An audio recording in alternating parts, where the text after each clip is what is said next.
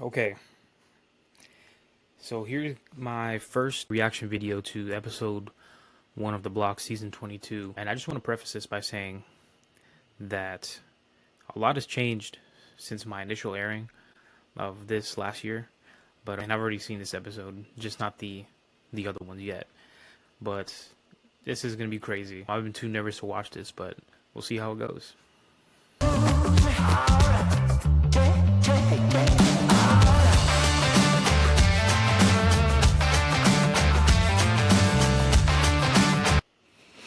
You know, I remember me being selected for this and, you know, finally like scheduling the flight to go out there, and it was crazy, man. Like, what a great experience this whole thing actually was. Met a lot of great people, and to relive it is just crazy.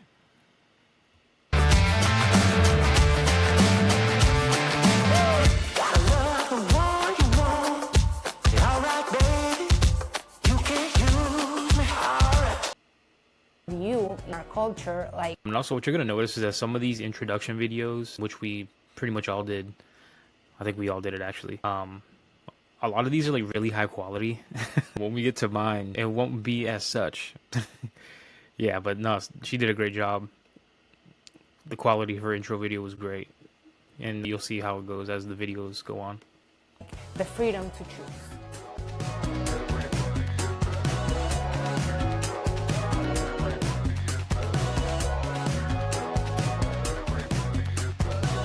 Hi, my name is Marcia. I'm Michael. And I love doing my Pilates. You know, when you work a lot, you need that release from that. Hanging out and, you know, listening to live music. I particularly like live music. So just with the local bands in the area. So I do that quite a bit as well. All right, what's up, man? Oh man. Ooh, yikes. Okay, we're just gonna play it. I'm what's up, man? Eastside. Eastside. I know it's kind of complicated. Yeah, but what do you do? Well, I created a company that's through a mobile app that it's a platform. That's one of the things. Well, let me just stop pausing it. Platform for mobile mechanics to offer their services. Why did you create that? Like, what's your purpose? Well, I feel like mechanics in general don't really get like the satisfaction that they get through their careers because of how much they don't get paid. Like Okay, that is a terrible explanation. So one thing, if I didn't say it earlier, I had never pitched my company like at all to really anyone other than like individual people. So I learned like the basics of that here. But that was a terrible explanation, man. Like, looking back at it now, and like, you know, me going to school now and all that, I have a much better explanation. But that's, you know, me seeing that for the first time, that's actually crazy. I don't even remember saying that. I do remember talking to him, though. He's cool. You'll see him and his wife here shortly. But, dude, terrible explanation. the mechanic industry is dying because kind of like the investment to like pay ratio is off. So I gave the mechanics the ability to essentially invest in themselves to become independent through our platform. So it's like an Uber for mechanics? Yeah, I hear that one a lot. Yeah. Oh my god, bro. Like, how do I explain this? The mechanic industry is like struggling mainly because mechanics are tired of really the same old pay structure. Flat rate sucks, and even hourly isn't that great. Entry level positions don't pay at all, you know, because you end up having to pay for so much tools that you end up acquiring over time, and it's thousands upon thousands of dollars of tools depending on how long you want to stay in the industry for. And a lot of the time, the amount of money that you're getting paid doesn't really help with the amount of tools that you have to buy, if that makes sense. Like, the entry, the initial cost of entry is just ridiculous. So I created the platform to help people be independent, to kind of cut down some of those costs. And you'll see the growth in here as, you know, the video goes on. That's pretty much what it is, yeah. Now, tell me about you, man. Good. Oh, me? No, I'm Luis Garcia. But so my wife and I have a wellness and event business. I know it's like what, but I've never heard wellness being implemented into events before.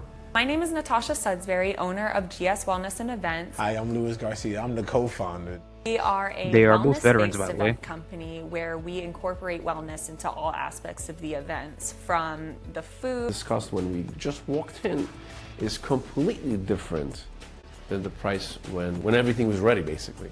The feeling that the customer gets, the not transparency in the automotive industry, question. Pause. Yeah, there is a lack of transparency in the automotive industry. It's why a lot of customers just don't trust mechanics or dealerships or whatever the case may be. Again, another reason why I created the platform that I did was to solve this major issue. Questions me, we should do better as an industry. You only have to lie when you don't know how to sell. Our company is able to help customers. We're about to go through one of the most grueling but transformative processes that has ever been created for entrepreneurs, and it just happens to be a lot of fun. Now, before I get into all the things that we're going to do and all the places that I'm going to change your life and make it difficult for the week, before I get into any of that, we obviously have to introduce the judges. Hi guys, my name is Dylan Shively. Accountability and reframing the way that you say certain things. So some of these entrepreneurs, they have... One thing I want to say about Dylan, he's a cool guy. He has a lot of advice to give, and he enjoys helping people. And he's also a veteran. But no, man, he was cool. Great person to talk to if you ever need any kind of business advice, really. And I had a great pleasure of speaking with him multiple times. Employees, and they're also having conversations at home, and I feel like people can't communicate effectively. What they're afraid of is we have these social kindness. Thank you. At the heart of business, every corporation. Kristen. Yeah, Kristen was also great. Her and I talked quite a bit during my time there on the Blox. She was great, and a lot of things that she told me ended up sticking with me. And she's just an awesome person. I really hope that once ViaFix gets to where it's supposed to be, I'll contact her very soon. Has the same very soon afterwards. basic functions and needs, everything from payroll to cash flow management to 10-person groups, each led by one of the different judges. And in that pod, you are going to then do the exercise of the day. We are then going to put you through an immediate pop quiz every single day. Fully different new questions. And so this means that not only are we testing you from an elongated story standpoint and an ability to regurgitate the stuff that we're talking about on stage, but we're also going to hit you from a slightly more academic standpoint immediately afterwards. So we have two very different data points about how well you've done on that day's subject. Whoever is the winner of that pod will be asked back up on stage, this stage, that night to perform in the Blox Off. The idea is that we want to see who the best of the best is from each pod on that day's subject, where all the lights are the brightest, where it's the scariest, where there's the most to gain and to lose, and then I'm going to put you through an even harder exercise than that day. So the way that the competition was set up was actually really nice. They would give a class and whatnot, and then we would have to, you'd only get 15 minutes to come up with answers to the questions that they were giving you, which was great. Well, not really, but the setup is cool because it kind of tests your ability to think as a founder, quick on your feet. It was a great setup. And, they give you this notebook that you can see so you can scribble down all the ideas that you might have. But I thought it was great. It was a great way to learn quick on your feet. And yeah, you guys will see that as the episodes go on. This was a great dinner, by the way. Got to meet a lot of the people there. It was a fun time. Definitely a great time there. And met a lot of cool people. Because the network had an effect on your derived satisfaction. There's this concept called... Oh man, did y'all see that? Because there's all of these other people that are here, you're going to then assess the satisfaction at the end of the week as higher because the network had an effect on your derived satisfaction. There's this terrible shot of me, by the way. Terrible. concept called product market fit.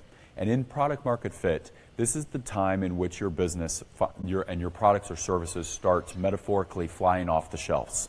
This is when you have done enough tweaking, enough building, enough fixing of all the things that you kind of put out into the world a little too early, where everything starts to work. You've nailed the price, you've nailed the distribution, and all of a sudden, like, there's this time in which you're like, holy crap, this is no longer a fledgling thing. This still might be early, but it's working. The excitement is like palpable because you have the answers to where to find your customers, how to sell to them sustainably, what price they accept, what to do if they ask for refunds or send in returns. You have so many more answers, where before that lay just guesses. Now, there's this other kind of phrase here in this business philosophy here of critical mass. I define critical mass as the product market fit of network effects. So this brings us up to our beachhead strategy. Beachhead is a metaphor, a wartime metaphor. So I know that a lot of my veterans in here are going to know exactly what I'm talking about here, where in war, a good solid strategy is, instead of sending into, let's say we're attacking a defensive country, we're not going to send some troops in from the north and the tanks in from the south and the planes in from the east, because what's happening is that defensive country has defensive advantages. They have shelter and food and a know-how of the area and the country. Their defensive advantages make it really hard for us as the attackers to infiltrate. So what we do is we attack everything that we've got in one really finite entry point, so that way we can just overcome with volume one specific spot. And so this is essentially what we're going to be imploring you to do. Okay, so he pretty much just used like the Saving Private Ryan analogy, right? You know, the D-Day attacking the beach type strategy. And I use that even now. And he'll go into other things like niching here shortly. But what he's trying to say, or I mean, he explained it well. But this is what I do. Like, I go and put all my resources into essentially one specific demographic. Like, so for example, if I wanted to target just Austin, I can just do that and just quote unquote attack the city with, you know, whatever the case may be, social media, ads, and just target that one specific city to have a better outcome. Which is, instead of just a little bit over here and a little bit over there, doing all sorts of fluffy, ambiguous, spread out stuff, we're essentially telling you to niche way down. Yeah, that fluffy, ambiguous stuff that he's talking about will end up costing you a lot of money. And I had to learn that the hard way. To get into the market in such a finite way to where we're putting everything we've got at just getting into one spot, and then we will expand out into the market like a virus later. But we don't get the privilege of expanding out into the market unless we get onto the beach first. Another way of showcasing kind of growth in concentric circles would be what we refer to as the bowling pin strategy. I'm not much of a bowler, but I've gone. I understand the physics of it. I'm probably going to have a lot higher likelihood getting a strike if I roll it down the middle and get that first pin, because the momentum of that first pin crashing is what's going to knock down the other pins. This is kind of what we're doing we're hyper focusing, radically niching down to one specific segment. It could be geography, stage of business, age of your customers, gender of your customers. It could be specific features. It could be all these things that we've kind of... Okay, so that's what I was talking about earlier when he mentioned niching. I do this, as I mentioned earlier, because I want to get the most amount of impressions out of my specific demographic as possible. I want those specific people to see that so many times that you essentially dominate the impressions. It saves you... Okay, so it goes like this. Like, the way I kind of do it is, yes, you probably won't get like a crazy amount of reach because it's so hyper niched or niched, however you say that word, that the same amount of people will end up looking at that, you know, I'll say ad, for example, over and over and over again, that they might get curious and might click on your stuff, right? And like, I'm not trying to like reteach this. I'm kind of just like, I don't know, it's sort of like a journal in my head why I'm reacting to this video, why it was so useful to me. But so for example, if I want to target mechanics, I probably wouldn't target specifically Austin, because Austin is a very high income city, right? There's nothing but professional, business people and, all this crap, all types of CEOs making like between 90 to like 120,000 a year. So I probably wouldn't target that area. I would target a specific a specific city, like let's say Kyle, for example, Kyle, Texas.